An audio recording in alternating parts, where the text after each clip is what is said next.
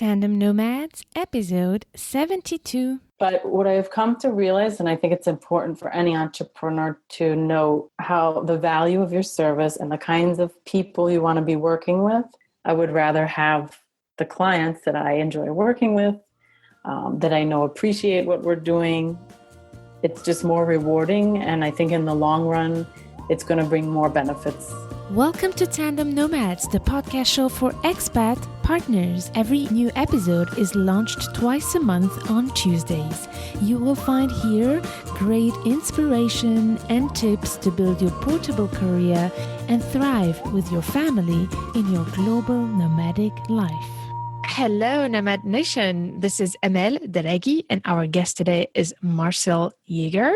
Marcelle was already interviewed, and she shared her story before in the episode 29th of Tandem Nomads on tandemnomads.com/29, where she shared with us about her identity challenges as an expat partner and how she managed to deal with building her portable career. And also we talked a lot about culture shock. But today she's going to share more with us about her great advice and tips on what is it to be an entrepreneur and how to build a portable business. So, Marcelle, thank you for being here. And are you ready for the ride? I am. I'm excited to be with you again. Fantastic. Me too. So Marcelle Yeager is American. She recently moved from Chile to DC, Washington, DC in the US. Prior to Chile, Marcelle and her husband also lived in Uzbekistan and Russia.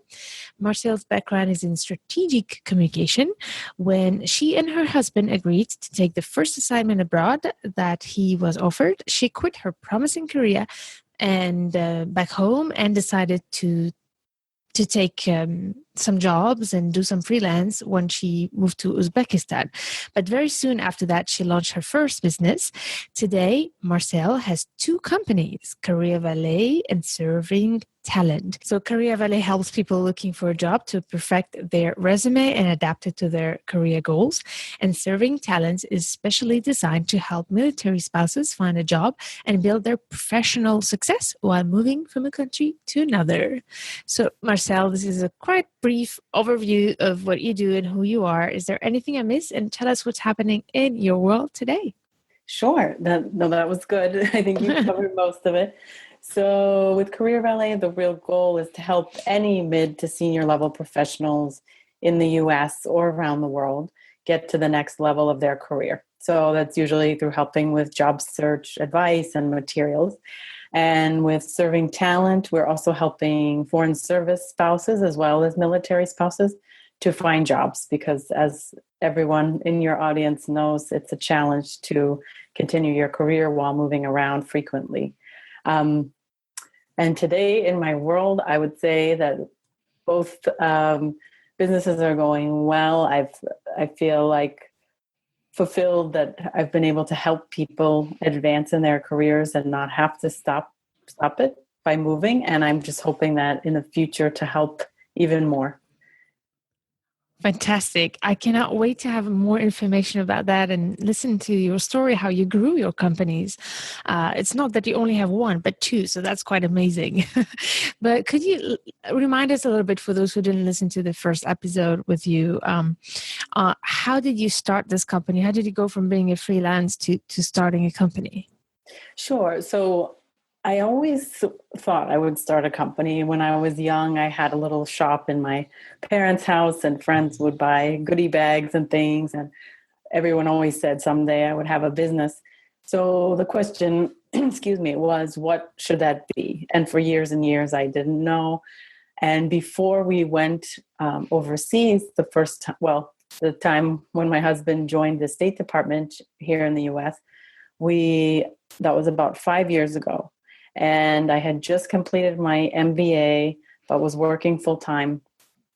And I decided, okay, if we're going to move, I need a connection. I need to continue my career. So that was kind of a kick in the butt for me to start my own business. So I started Career Valet actually from Uzbekistan, but with a partner who was back in the United States, which was helpful because most of our client base is here in the US. And that's how it started. So I was working actually part-time there. I was lucky to work at the U.S. Embassy in public affairs and strategic communications, but at the same time with my partner, build the business. And the only reason I started the second one was many people over these past 5 years have asked me, have I thought about helping the spouses to find jobs, spouses like me and the military spouses as well. And I thought for a long time, this is not a good idea. It's too challenging. There's too many requirements, both on the client side as well as the spouse side. And the moves are too difficult. But I met a military spouse in Chile, our last assignment, and we decided to start ServingTalent together. Fantastic. But how did you start the original idea, with the resumes? Because that's not your field. I mean, how does an idea like this start from nowhere? Great question. As a final MBA project, I looked at what my portable career could be. I worked with a professor on it, did some research, read a lot of books, and I came up with the career idea because I read one publication by a professor, I believe, at USC in California. And he asked, what would you do for free? And for me, this is how I came to this answer. So I realized, there's a lot of things I've done over the years. I've always loved to dance. I thought about opening a dance studio. I love writing. I thought about just trying to get more into publishing or something like that.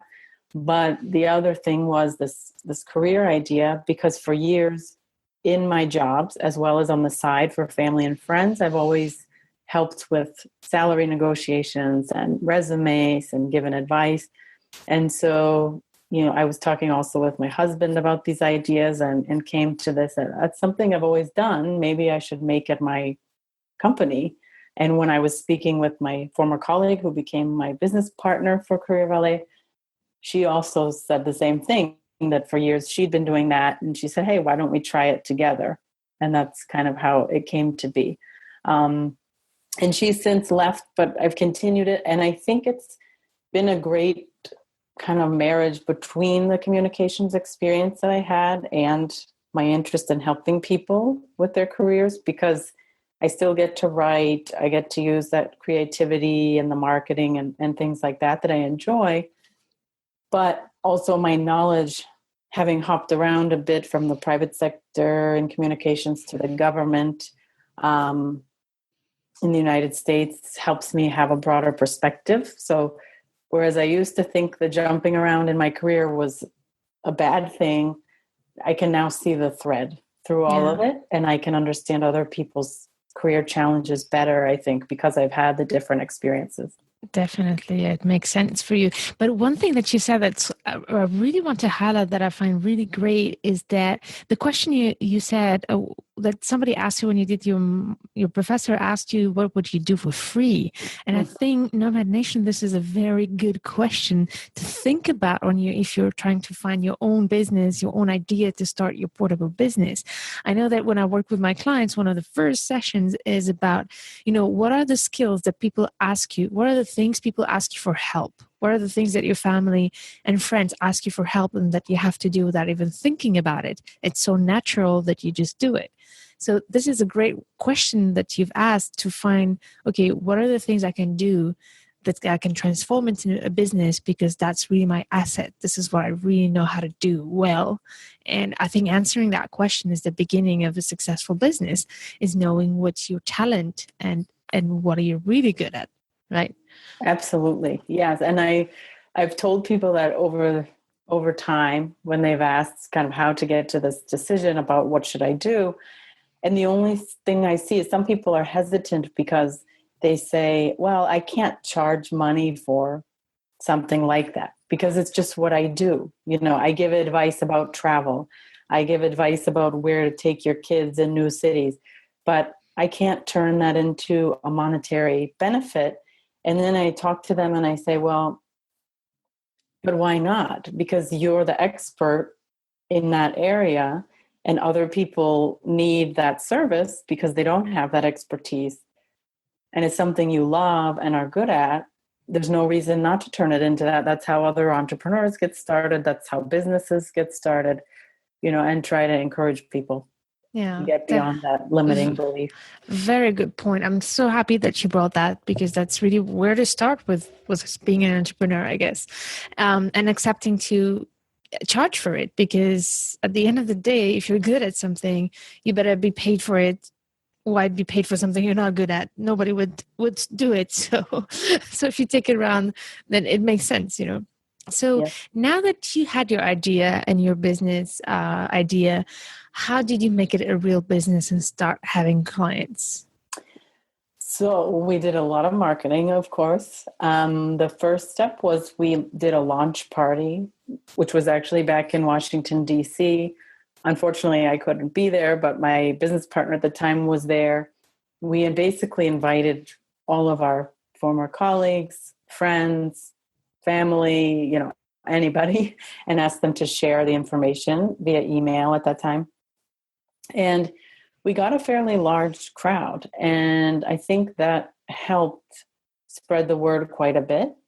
One of the other first things we did was made sure we had a simple website. So obviously you could send people to that for more information. What else did we do?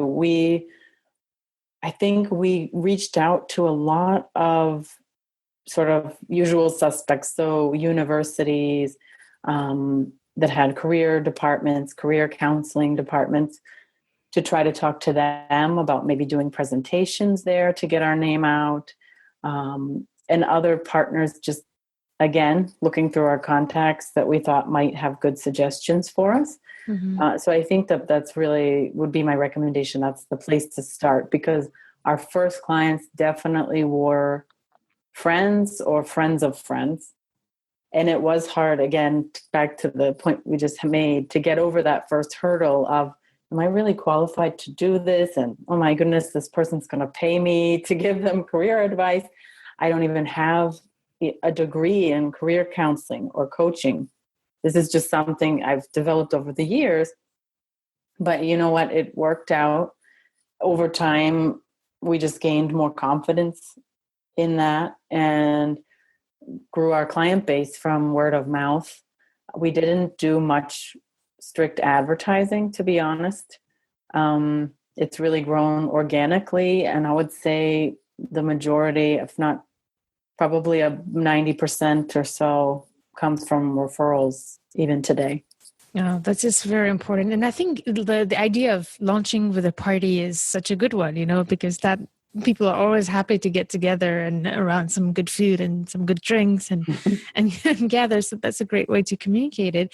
But also, I like in one way, what you've done is reaching out to people for help and asking them to share the information. And I think this is a good way to start. Friends and family who do know you and you know how good you are and what you do are mostly likely to want to share that information.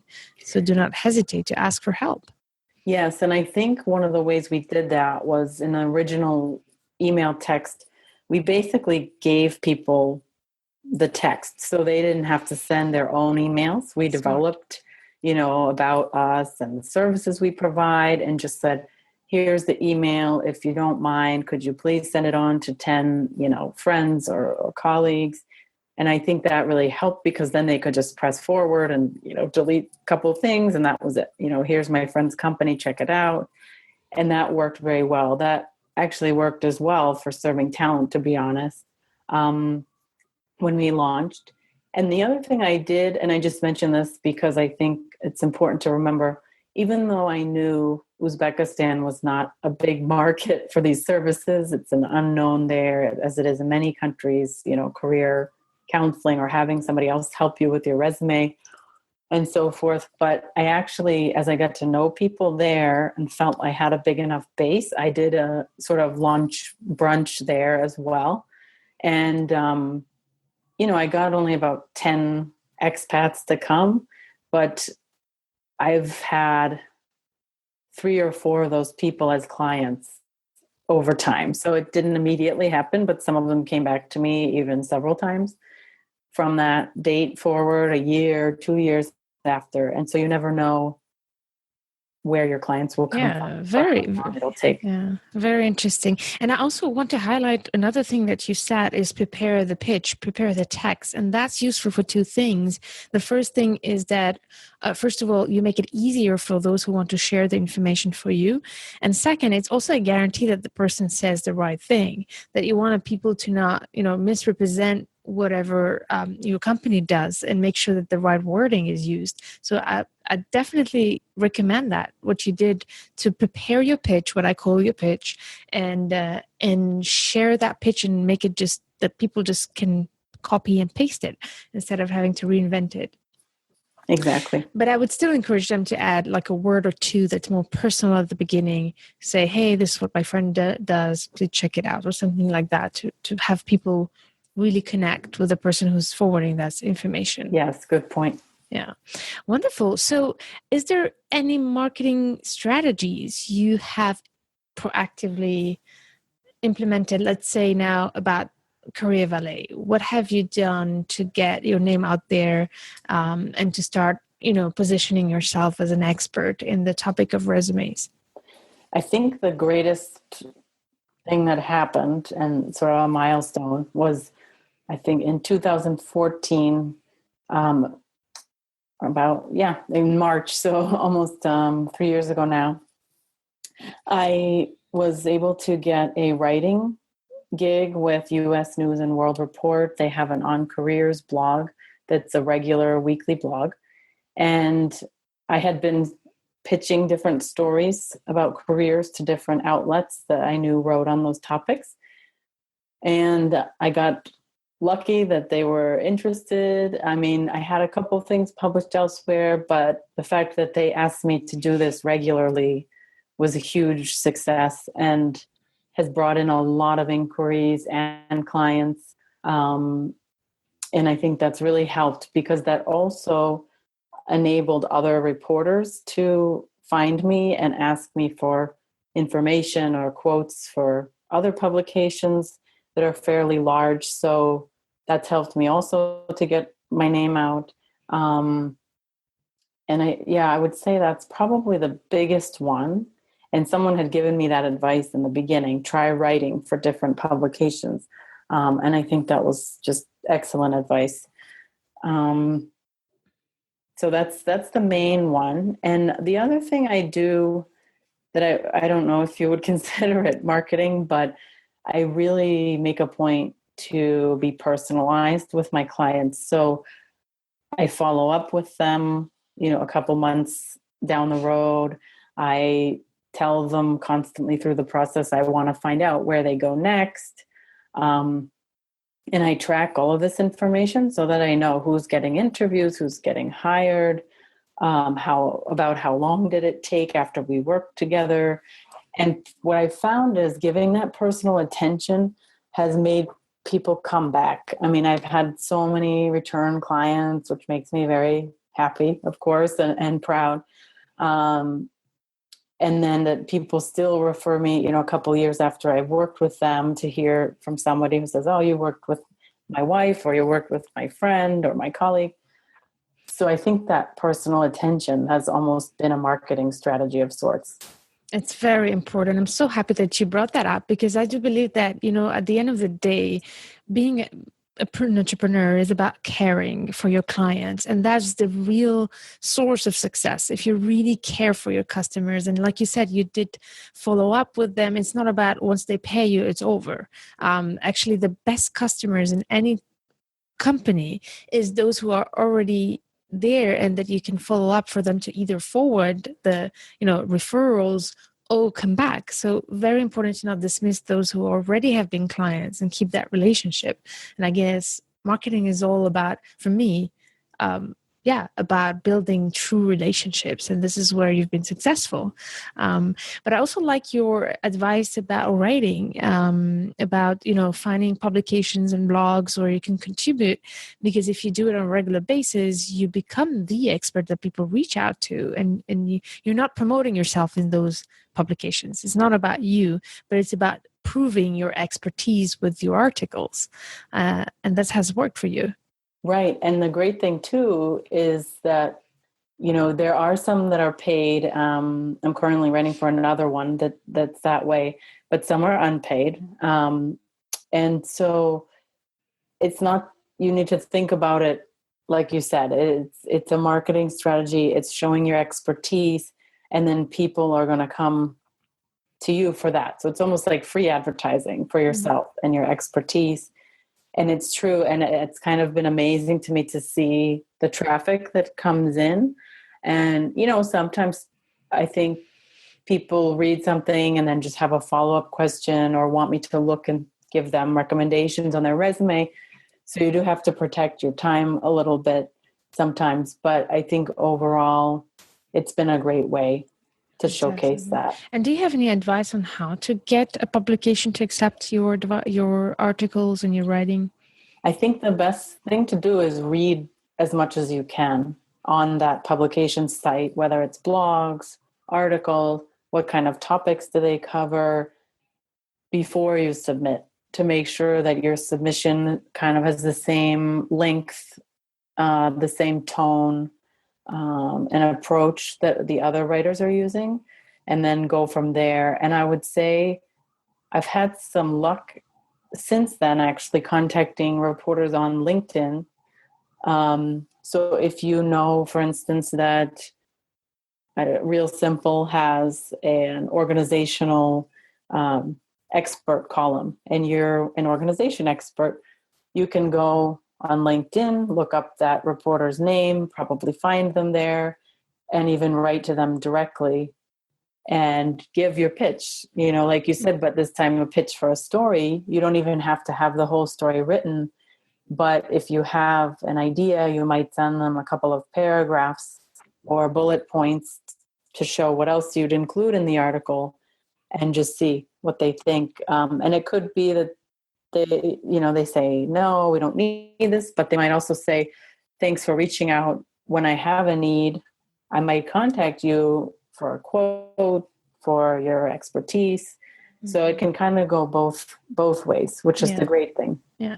And these people are always looking for content. That's the source of their business. They need content and valuable content. So if you can provide it to them, they're more than willing to accept. But I think the secret here for you was to also build a relationship with those platforms and find the right person. And I think that's really critical, finding who's behind it, who's writing often, and then search for that person on LinkedIn and start creating a relationship. That's also, and that relationship is not only about short-term results, but building something on the long term, that this person will eventually come back to you by themselves and they will remember you. If it's only about selling and pitching, it also is the same like with clients. If you do care about providing them what they need, they will remember you. Yes. And I would recommend following up not every month, but maybe, every 2 to 3 months with these people, and just checking in just to remind them of who you are. Because as you say, they're very busy, but they do like to have kind of a roster of people that they can reach out to for different topics. Yeah. So you're making their job easier by keeping in touch and keeping top of mind. Yeah. And it's same for PR when you reach out to journalists. I think it's good to always follow up with them, not necessarily directly by email, but by reading their articles regularly, commenting on their articles so that they notice you before even you reach out to them. That's a great point too, and something I keep reading and I need to do more of myself. But if you do have those people who you find write really great content, I think that's a great idea. If you share their content on LinkedIn, make sure you link to them, to their name, to their company, so that they see that you're sharing it, or on Facebook, wherever you might share it. I think it's definitely, or Twitter. Yeah. It's a great strategy. Social media is such a great way nowadays to build relationships. As much as we can criticize it, it's been very effective for so many people. Mm-hmm. So I still have some people who still hesitate to use social media. And I'm one of them that did not want to use social media, but I don't think there is any other better tool to start promoting our services and getting our names out there. Yes. And building relationships. Yes. And there's so many different ways now that you can do it. For a while, we actually tried Twitter chats in the beginning with Career Valet.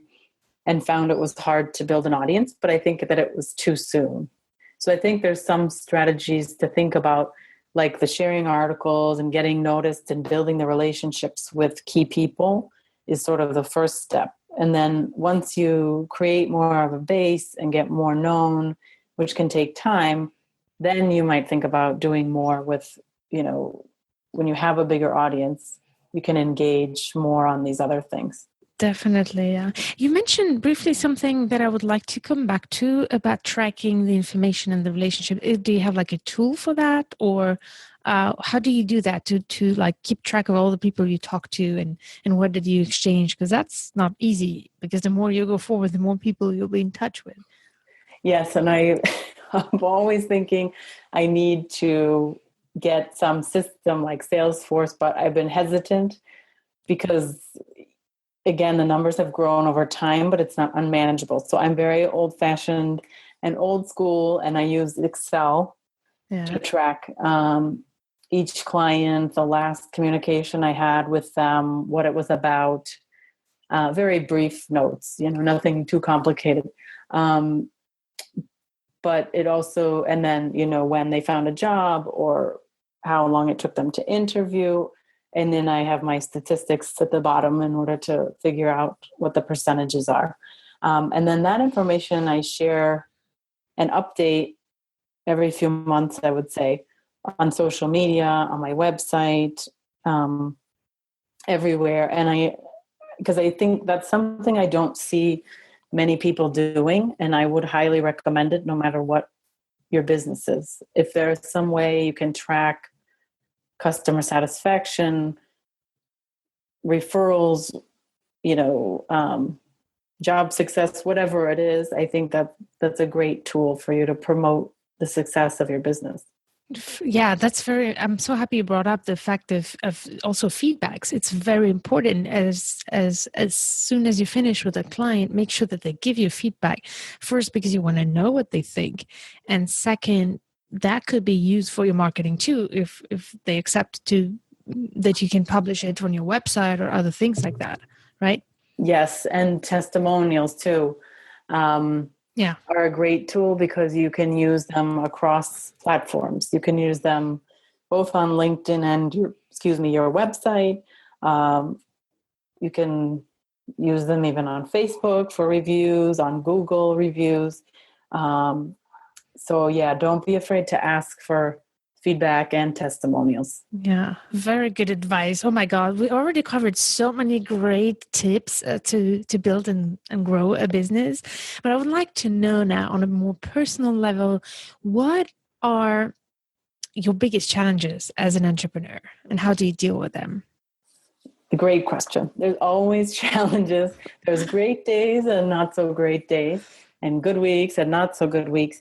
One of my biggest challenges personally has been being in the US so little for the 5 years I've had Career Valet, because when I think about it, I've been here now a total of 14 months between two different times. So I had an 8-month period in between. A couple of years ago, I was here for my husband's training, and now I've been here since July only. So that's challenging because I've had requests for speaking opportunities. I think there were 2 last year in June, but we were moving back to the US in that month. There was no way between my children and my house, packing up, that I could make it back to DC in time. Those kind of things are very hard for me to accept because I know they're huge marketing opportunities.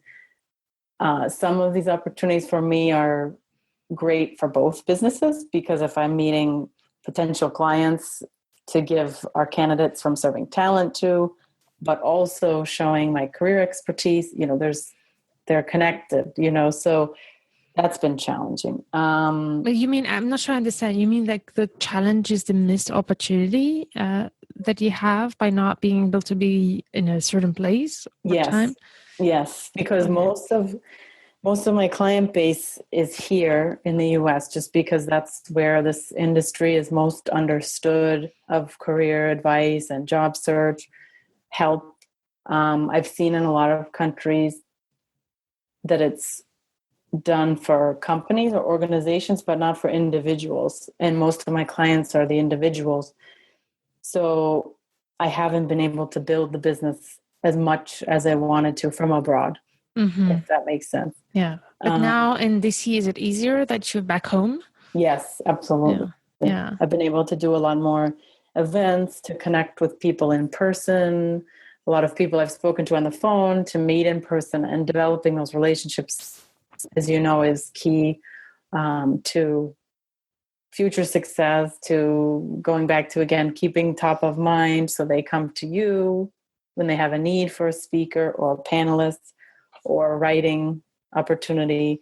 I think another big challenge that I face that's a little bit different is how to position the business, because there are a lot of lower cost services out there that offer resume templates. You know, there's software services now that do that. And then some companies that just charge a lot less. And the service we offer, because it's so personalized, and we hold consultation with the client, we ask very specific questions. We don't have a boilerplate set of questions. They're directly related to the client's current or past resume. It's tailor-made service. It's very tailored. And so the ideal clients, of course, are those that really want to invest in their development, in their future, and see the value and understand that that investment in monetary investment is going to come back when they get their next job. And they're eager to do it. But I have had a lot of people balk at the prices and say, oh my God, you're going to charge this for the resume. But what I've come to realize, and I think it's important for any entrepreneur to know, is that those are not the clients that I want. Exactly. You have to think about how the value of your service and the kinds of people you want to be working with. And sometimes I do get hung up. I'll be honest with, why is this company getting more business when they are doing this? But in reality, that's not the kind of business that I want to run. I would rather have the clients that I enjoy working with, that I know appreciate what we're doing. It's just more rewarding. And I think in the long run, it's going to bring more benefits to me personally, as well as the company.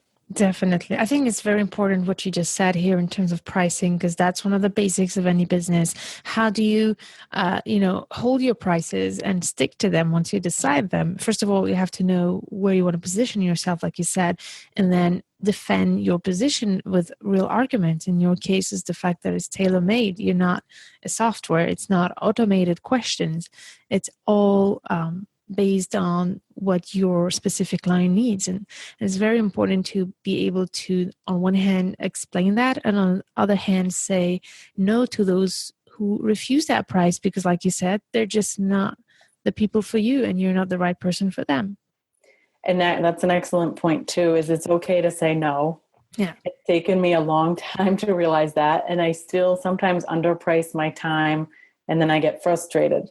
And over time, of course, we started with lower prices and built them up over the years based on what we thought was reasonable. But it's okay to say no. And there's some people who I've just felt like, this is going to take too much time, and they're not willing to spend how much I think this time is worth.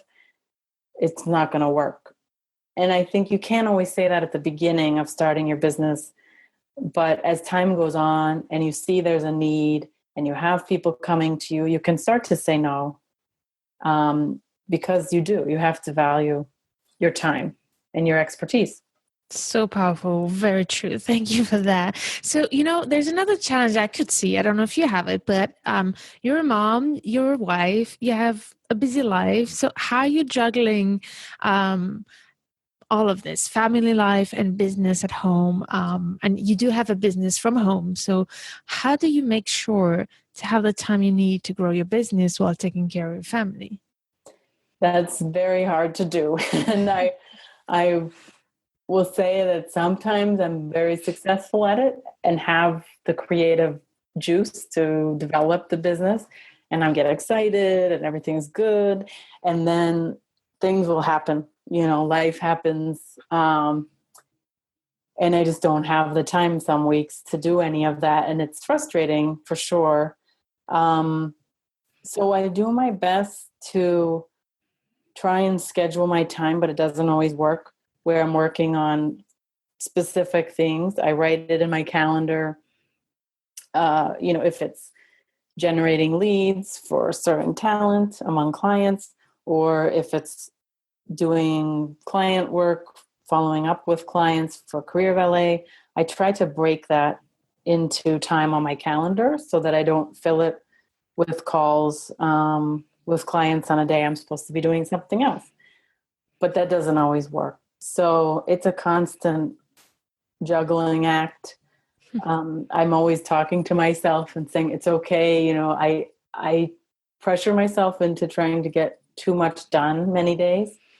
And then at the end of the day, I have to kind of talk to myself and say, it's okay that I didn't get all 5 things done. Mm-hmm. I can save it for tomorrow or Monday. But sometimes owning your business is tough because, of course, your work is going to overlap with your life. And sometimes, even when the kids are home, I'll have to do something. As much as I try not to do that, I'll have to send emails or have a call. And it's going to happen, but I've kind of accepted that at the same time, I have the flexibility to pick them up from school, to be there for them, and also have my own thing. So yeah. Important. It's important. So even though it does bleed into each other, I think for me, it's worth it rather than being away from them the entire day. I mean, for me personally, that's better. It's not right for everybody, but I feel in the long run that's a better decision for me and my family. Yeah. Thank you for being so authentic and sharing that answer. Because I know that some people who try to tell you, oh, they do it, they just manage and they're so good at it.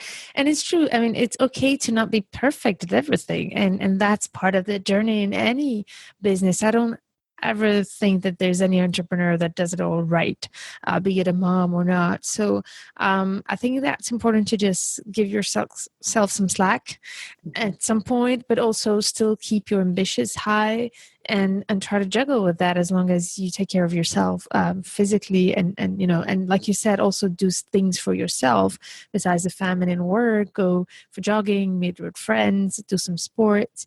Very important for that balance.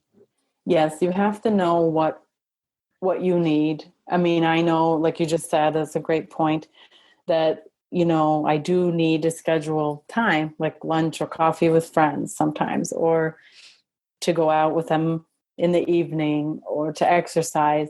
And all of these things, you have to be very aware that you're also scheduling them.